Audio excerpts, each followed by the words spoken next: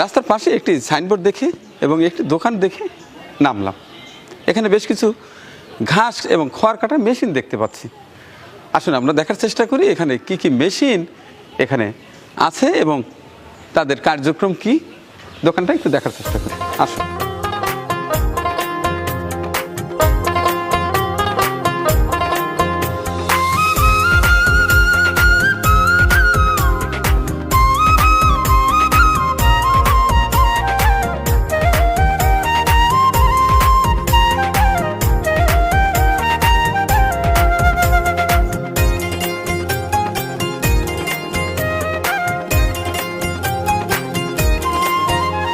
আপনার নামটা কি?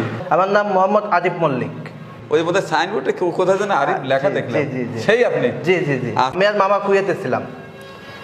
মা বাবা জি জি, আপনার ভিডিও ওই সময় থেকে আমি অনেক ফলো করি।